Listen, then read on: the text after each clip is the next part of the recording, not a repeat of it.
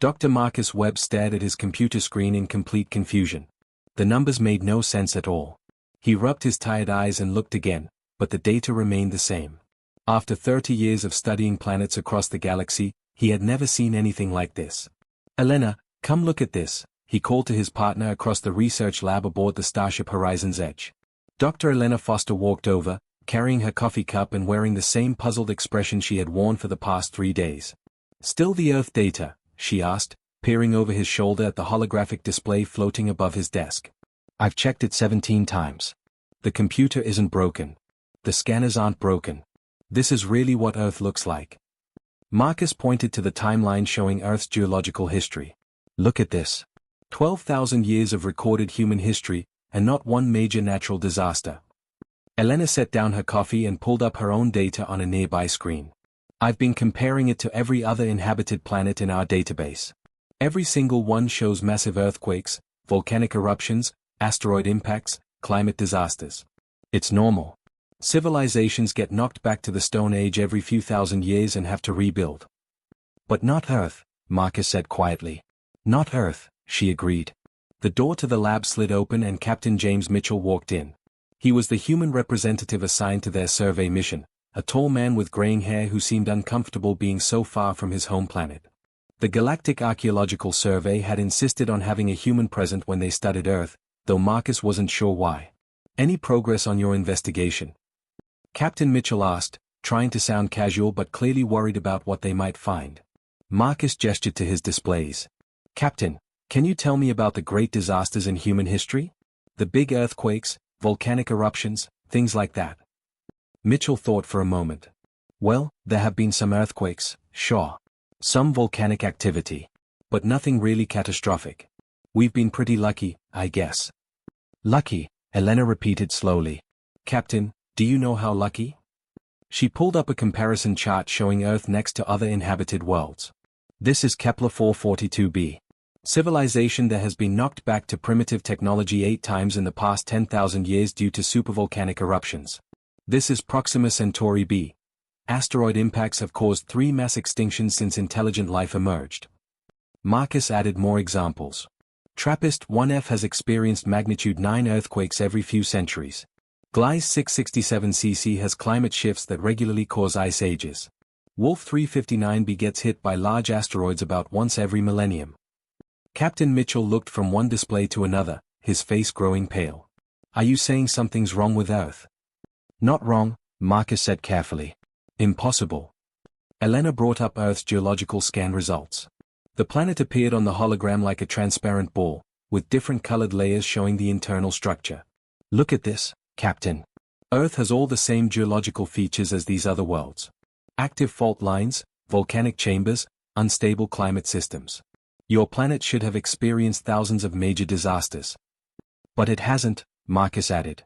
"In 12,000 years of human civilization, Earth has remained completely stable. The mathematical probability of that happening naturally is so small that our computers can't calculate it." Dr. Robert Hayes, their geology specialist, chose that moment to enter the lab carrying a stack of data tablets.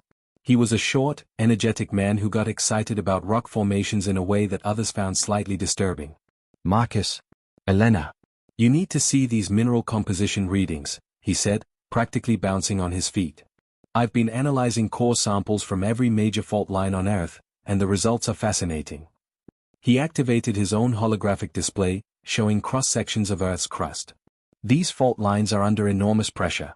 According to every model we have, they should have released that pressure in massive earthquakes centuries ago." Elena studied the readings. "What kind of pressure are we talking about?" "The kind that should be physically impossible to contain," Hayes replied. "It's like something is actively preventing these fault lines from moving." Captain Mitchell sat down heavily in a nearby chair. "You're saying something has been protecting Earth?" Marcus pulled up more data. "It's not just the earthquakes, Captain. Look at this atmospheric analysis." The hologram changed to show Earth's atmosphere over time, with different colors indicating various gas compositions and temperature patterns. Dr. Clark found evidence of 17 separate volcanic events that should have triggered major climate changes. Ice ages, global warming periods, atmospheric poisoning. But none of them completed their full cycle.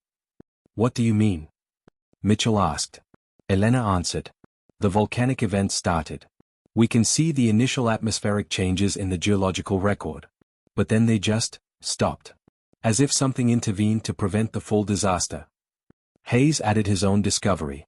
And I found these strange energy readings at every site where a disaster should have occurred. He highlighted dozens of points across Earth's surface with pulsing red dots.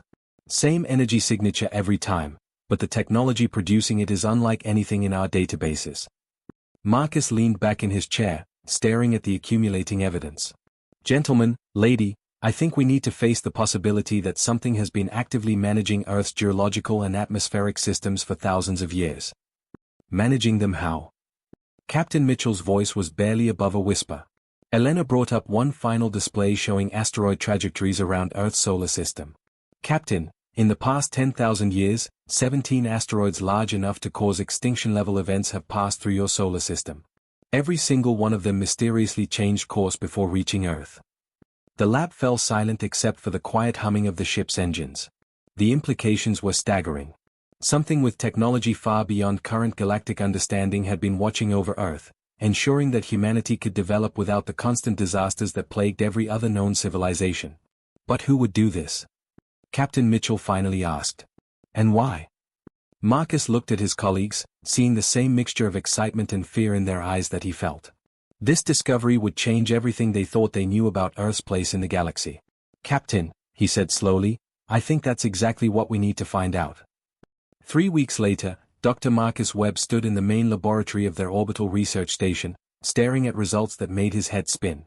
The team had been working around the clock, and each new discovery made Earth's situation more mysterious.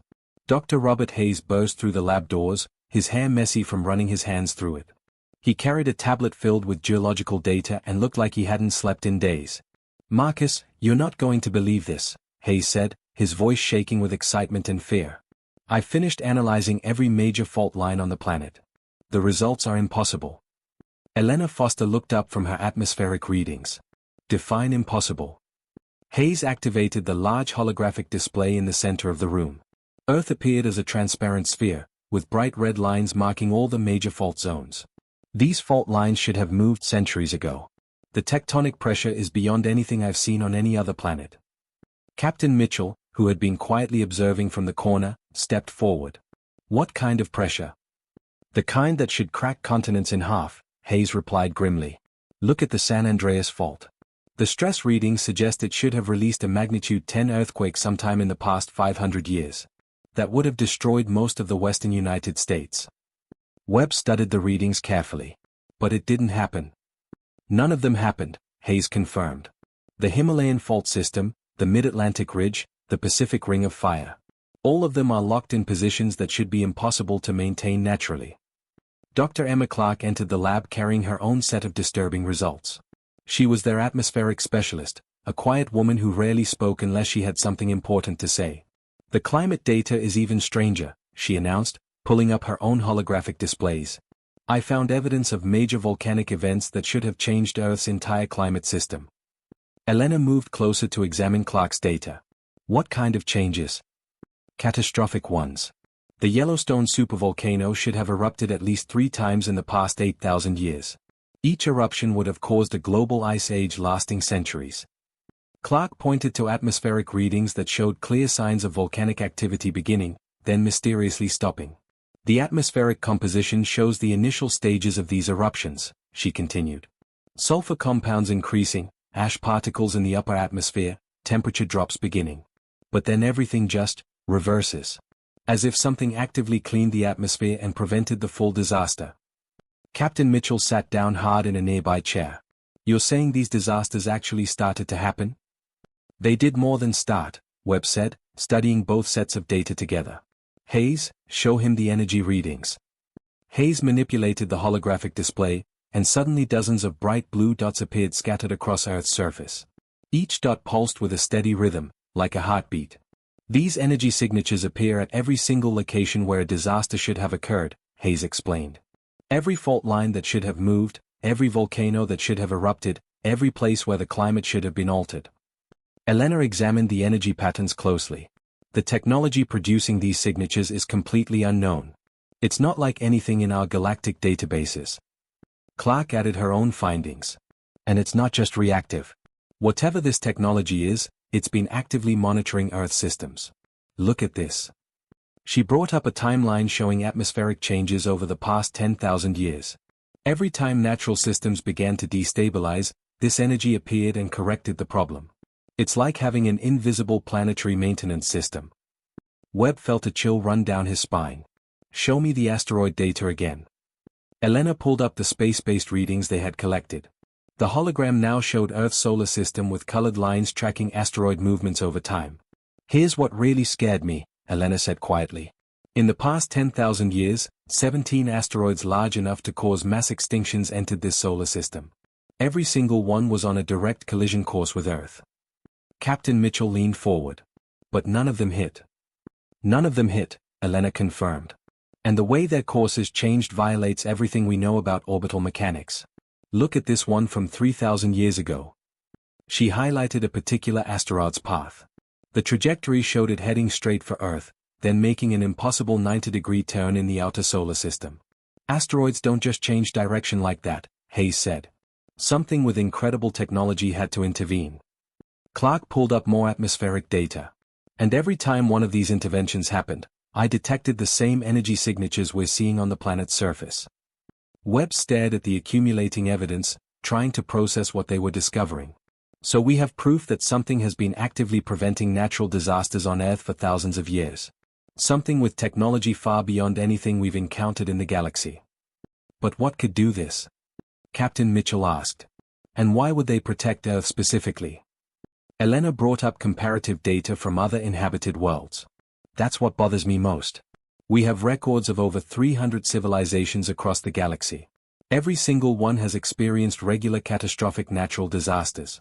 It's normal. It's how planets work. Except Earth, Hayes added. Except Earth, she agreed. Your planet is completely unique.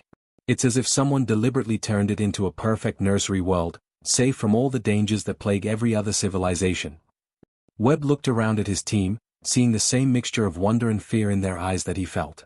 The question is, who would have the technology and motivation to do something like this? And what did they want in return? Captain Mitchell's voice was barely above a whisper. Maybe they're still watching. The lab fell silent except for the quiet humming of the research station systems. Somewhere far below them, Earth continued its impossibly stable orbit, protected by forces they were only beginning to understand. Webb knew that whatever they discovered next would change humanity's understanding of their place in the universe forever. Dr. Robert Hayes couldn't believe what his deep scanning equipment was showing him. He had been running continuous scans of Earth's interior structure for 2 days straight, and the results kept getting stranger. What he found buried deep beneath the planet's surface would change everything they thought they knew about Earth. Marcus. Elena. Everyone needs to see this right now. Hayes shouted across the research station's main laboratory. His voice carried an urgency that made everyone stop what they were doing. Dr. Marcus Webb hurried over to Hayes' workstation, followed quickly by Dr. Elena Foster and Dr. Emma Clark. Captain James Mitchell, who had been studying reports in the corner, also approached with concern written across his face. What did you find? Webb asked, noting the excitement and fear in Hayes' voice. Hayes activated the main holographic display, and Earth appeared as a transparent globe floating in the center of the room. But this time, the image looked completely different from anything they had seen before. Look inside the planet, Hayes said, his hands trembling as he operated the controls. The hologram zoomed into Earth's interior, revealing something that made everyone gasp. Thousands of small geometric shapes appeared throughout the planet's structure, connected by glowing lines that formed an intricate network stretching from the surface to the core. What are those things? Captain Mitchell asked, staring at the artificial constructs buried throughout his home planet. Devices, Hayes replied. Thousands of them. They are buried everywhere. In ocean trenches, inside mountain cores, deep beneath the continental plates. Some are 7 miles underwater, others are embedded directly in the planet's mantle. Elena Foster studied the network pattern carefully. They're all connected. Look at those energy conduits running between them. The glowing lines formed a complex web that covered the entire planet. Energy flowed continuously between the devices, creating a communication and power system that operated on a scale none of them had imagined possible. Webb examined the technical readings Hayes had collected. What kind of technology are we looking at? That's the terrifying part, Hayes answered. I've run every analysis our computers can handle. The materials these devices are made from don't exist in our periodic table. The energy signatures are completely unknown. And the engineering. He paused, shaking his head. It's millions of years ahead of anything we've ever seen. Dr. Clark pulled up additional scanning data on her own tablet. How old are they? Hayes checked his readings one more time before answering. At least 8 million years old. Possibly much older. These devices were built and placed before humanity even existed. Before most life on Earth had evolved beyond simple organisms. The implications hit them all at the same time. Captain Mitchell sat down heavily in a nearby chair, his face pale. You're telling me something built this network millions of years before humans appeared? Not just built it, Elena said, studying the energy flow patterns. Maintained it. These devices show signs of continuous operation and self-repair for geological time periods. They're not just machines. They are learning, adapting, evolving. Webb focused on the points where the network interfaced with Earth's natural systems. The devices weren't simply sitting passively in the ground. They were actively connected to fault lines, magma chambers, atmospheric systems, and even gravitational fields. This explains everything we've been seeing, he said slowly. The prevented earthquakes, the controlled volcanic activity, the deflected asteroids. This network has been managing Earth's entire planetary system. Clark brought up atmospheric data that now made perfect sense. Look at this. Every time a natural disaster was prevented, the energy flow in this network increased. The devices were working together to counteract whatever threat was developing. Hayes highlighted specific areas of the network. These devices near fault lines are somehow managing tectonic pressure. The ones near volcanic systems are controlling magma flow. The ones in the ocean are regulating climate patterns. And the space-based interventions? Elena asked. Hayes expanded the display to show the entire solar system. There are devices out there too. Hidden in asteroids, on small moons, even in the outer solar system. They form a protective barrier around Earth that extends far into space. Captain Mitchell stared at the vast network that had been secretly protecting his world for millions of years. Who could build something like this? And why would they protect Earth before humans even existed? Webb studied the network structure, looking for any clues about its builders. The sophistication was beyond anything in their galactic databases. Whoever had created this system possessed technology that made current galactic civilization look primitive. The energy requirements alone are staggering, Elena noted. This network draws power from Earth's core, from solar radiation, from gravitational forces, even from cosmic background radiation. It's using every available energy source to maintain planetary stability. Clark made another disturbing discovery. The network isn't just protecting Earth from disasters. It's optimizing conditions. Look at these atmospheric management protocols. She brought up data showing how the network had been subtly adjusting Earth's climate, atmospheric composition, and even magnetic field strength over millions of years. It's creating perfect conditions for life to develop and evolve, she continued. Not just any life. Complex, intelligent life. Hayes found evidence of even more sophisticated intervention. The network has been managing asteroid impacts too. Not just preventing them, but allowing smaller impacts that brought useful materials to Earth while stopping anything catastrophic. It's been gardening the entire planet, Webb said quietly. Someone turned Earth into a carefully tended garden world, optimized for developing intelligent life. The research team stood in stunned silence, staring at the evidence of manipulation that had shaped their world for millions of years. Earth hadn't developed naturally. It had been carefully guided and protected by unknown benefactors with technology beyond imagination. But why? Captain Mitchell asked again. What did they want? Webb looked at the vast network surrounding and protecting Earth, realizing that they had only scratched the surface of this mystery. Whatever civilization had built this system, they had invested enormous resources in protecting and nurturing Earth for reasons that remained completely unknown. I think, Webb said slowly, we're about to find out. Dr. Elena Foster's hands shook as she stared at the data streaming across her computer screen. After 3 months of trying to decode the Guardian Network's programming, they had finally broken through the first layer of security. What she found made her stomach turn with a mixture of awe and horror. Marcus, you need to see this immediately, she called across the research station's main laboratory, her voice barely steady. Dr. Marcus Webb hurried over, followed by Dr. Robert Hayes and Dr. Emma Clark. Captain James Mitchell looked up from his reports, sensing the tension in Foster's voice. What did you find? Webb asked, noting the pale expression on his colleague's face. Foster pulled up the decoded data on the main holographic display. Complex algorithms and biological charts filled the air above them, showing intricate patterns that hurt to look at directly. The Guardian network wasn't just preventing random disasters, she began, her voice quiet but firm. Everything it did was carefully planned. Look at these evolutionary pressure calculations.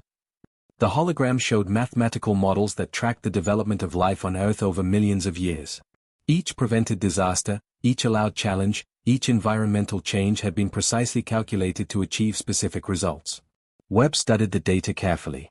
What kind of results? Optimal species development, Foster replied. The network has been running millions of evolutionary simulations, predicting the best possible development paths for intelligent life on Earth. Dr. Hayes examined the geological data with growing understanding. The controlled volcanic activity, the managed earthquakes, even the climate regulation. It wasn't about preventing disasters. It was about creating perfect developmental conditions. Captain Mitchell stepped closer to the display. I don't understand. What do you mean by perfect conditions? Dr. Clark found the answer in the biological monitoring data. The network has been tracking specific genetic and psychological traits for millions of years. It's been watching for particular characteristics to emerge in Earth species. What characteristics? Webb asked, though he had a growing suspicion that he didn't want to know the answer. Clark's voice was barely above a whisper. Intelligence patterns, social cooperation abilities, technological adaptability, and... She paused, checking the data again. Protective instincts toward other life forms. The implications hit the research team like a physical blow. Foster brought up more detailed analysis that confirmed their worst fears. The protection wasn't meant for early humans specifically, she explained. The network was designed to nurture any species that developed on Earth until one emerged with exactly the right combination of traits. Hayes stared at the evolutionary models. It was breeding programs. The network has been selectively encouraging the development of species with specific characteristics for millions of years. What happens to the species that didn't have the right traits? Captain Mitchell asked. The answer appeared in the biological records. Species that developed intelligence but lacked the proper psychological profiles had faced subtle environmental pressures that prevented them from advancing further. Not extinction, but gentle redirection away from technological development. Webb felt sick as he understood the full scope of what they were discovering. Humanity wasn't lucky. We were designed. Foster nodded grimly. Every major step in human development follows the network's predictions exactly. The development of agriculture, the rise of civilization, the invention of technology, even space flight. All of it happened according to the network's calculations. But why? Captain Mitchell demanded. What's the purpose of creating a species with these specific traits? Dr. Clark found the answer in the network's long-term planning files. The network has been monitoring galactic conditions for millions of years. It's been tracking developing civilizations across hundreds of worlds. She brought up star maps showing the locations of other inhabited planets throughout the galaxy. Each world was marked with status indicators showing their current developmental stage and recent natural disasters. Look at this, Clark continued. Dozens of developing worlds are currently facing exactly the kind of catastrophic events that Earth was protected from. Asteroid impacts, supervolcanic eruptions, climate disasters that will set their civilizations back by thousands of years. Hayes understood first. The network has been preparing Earth species to help those other worlds. Not just help, Foster corrected, showing them the network's complete operational parameters. Replace. The network's builders are gone. It's been operating autonomously for millions of years, waiting for a suitable successor species to emerge. Webb stared at the data, feeling the weight of destiny settling on his shoulders. We're meant to take over their role. The network confirmed it by activating new communication protocols they hadn't seen before. Holographic displays appeared throughout the lab, showing detailed information about galactic civilizations in need of protection. The network has been monitoring these worlds constantly, Clark reported. Calculating optimal intervention strategies, tracking asteroid trajectories, monitoring planetary stability. It's been preparing a complete database of protective technologies and intervention protocols. Captain Mitchell looked at the displays showing suffering civilizations across the galaxy. This is why human civilization developed so rapidly. Why we have such strong drives to explore space, to help other species, to protect the vulnerable. Foster pulled up psychological analysis data that confirmed his suspicions. Humanity's rapid technological development, our social cooperation instincts, our desire to explore and protect others. All of it was shaped by the network's environmental management. We weren't just protected from disasters, Webb realized. We were shaped by that protection to become protectors ourselves. The network began displaying choice protocols, showing them two possible futures. Accept the role of galactic guardians and inherit technologies beyond their imagination, or decline and watch other civilizations struggle through disasters that could be prevented. Hayes looked around at his colleagues, seeing the same mixture of wonder and terror in their faces that he felt. We're not just discovering Earth's history. We're discovering Earth's purpose.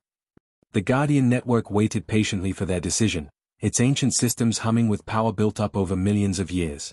Humanity's childhood was ending, whether they were ready or not. Captain Mitchell spoke for his entire species. What happens if we say yes? The answer would determine not just humanity's future, but the fate of countless civilizations across the galaxy. The ancient Guardian Network came to life like nothing Dr. Marcus Webb had ever witnessed. Energy readings across Earth spiked to levels that made their instruments scream warnings. Every device buried in the planet's crust, every hidden construct in the solar system, activated simultaneously for the first time in 8 million years. It's communicating directly with us, Webb said in amazement, watching as holographic symbols and equations flowed through the air around the research team. The displays were so complex and beautiful that they hurt to look at, yet somehow everyone understood them perfectly. Dr. Elena Foster worked frantically at her computer, trying to process the massive data download flooding their systems. It's giving us everything. The complete operational history, the builders' records, their entire purpose. Captain James Mitchell stood frozen as images filled his mind directly through the network's communication system. He saw civilizations rising and falling across the galaxy, worlds protected and nurtured, species guided toward their potential. The builders called themselves the Keepers, Foster announced, her voice filled with wonder and fear. They spent millions of years protecting developing worlds across the galaxy, just like they protected Earth. Dr. Robert Hayes studied the historical records streaming across his displays. They weren't the first Guardians. The Keepers inherited this role from another civilization called the Wardens, who got it from the Shepherds before them. This chain of protection goes back billions of years. The network showed them images of the Keepers themselves. They had been tall, graceful beings with technology so advanced it seemed like magic. But most importantly, they had possessed the same protective instincts that the network had been nurturing in humanity. Dr. Emma Clark found the records explaining what had happened to them. 8 million years ago, the Keepers transcended physical existence. They evolved beyond the need for bodies, beyond the material universe itself. They left the network to continue their work, Webb realized, studying the automated systems that had been operating for millions of years. It's been waiting all this time for someone to take over their responsibilities. Captain Mitchell felt overwhelmed as more images flooded his consciousness. He saw the current state of the galaxy, dozens of developing worlds facing disasters that would destroy their civilizations. Without protection, these species would be knocked back to primitive technology, forced to rebuild over and over again. Look at this, Hayes said, bringing up real-time monitoring data from across the galaxy. Kepler 442b is about to be hit by an asteroid that will cause a mass extinction. The TRAPPIST system is experiencing supervolcanic activity that will trigger an ice age. Wolf 359b's star is becoming unstable. Foster accessed the network's intervention protocols. The technology exists to help all of them. Asteroid deflection systems, volcanic pressure relief, stellar stabilization techniques. The Keepers developed solutions for every type of natural disaster. But the network can't implement these solutions on its own, Clark added. It needs active guardians, beings who can make decisions, who can adapt to new situations, who can care about the lives they are protecting. Webb understood the full scope of what they were being offered. This is why humanity was shaped the way we were. Our rapid technological development, our drive to explore space, our instinct to help other species. We were designed to become the galaxy's protectors. The network presented them with specifications for Guardian technology that made their current science look like stone tools. Planetary shields that could deflect any asteroid, atmospheric processes that could reverse climate disasters, even stellar engineering techniques that could stabilize dying stars. The responsibility is enormous, Mitchell said quietly, seeing projections of the civilizations that would live or die based on their choice. We're talking about protecting hundreds of worlds, billions of lives. Foster pulled up data showing humanity's current capabilities. But we're ready. Our space technology, our international cooperation, our established peaceful contact with other galactic civilizations. Everything has been preparing us for this moment. Hayes found records of previous Guardian transitions. The shepherds guided the wardens guided the keepers, and now the network has guided us. Each Guardian species was stronger than the last, more capable of protecting even more worlds. The network showed them the current crisis in stark detail.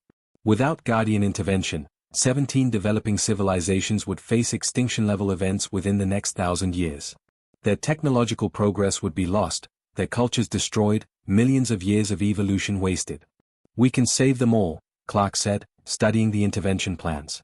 The network has calculated optimal protection strategies for every world. We just need to implement them. Webb looked around at his colleagues, seeing the weight of galactic responsibility settling on all of them. They had started this mission thinking they were studying an archaeological mystery. Instead, they had discovered humanity's true purpose in the universe. The network is offering us a choice, he said slowly. Accept the role of galactic guardians and inherit technology beyond our wildest dreams, or decline and watch those civilizations face disasters alone. Captain Mitchell thought about his own species' rapid rise to the stars, protected from every catastrophe that should have knocked them back to primitive technology. Humanity had been given an incredible gift. Now it was time to pass that gift on to others. When the Keepers evolved beyond physical existence, they could have taken their technology with them, he said. Instead, they left it behind to help others. That's what true Guardians do. Foster accessed the network's activation protocols. If we accept, the network will begin transferring Guardian technology to human scientists and engineers worldwide. We'll have everything we need to protect the galaxy's developing civilizations. The ancient systems waited patiently for their decision. After 8 million years of automated operation, the Guardian network was ready to pass its responsibilities to the species it had carefully nurtured for this exact purpose. Webb spoke for the entire research team, and ultimately for humanity itself. We accept. The network powered down Earth's protective systems for the first time in 8 million years. Humanity's childhood was over. It was time for them to become the guardians they had always been destined to be.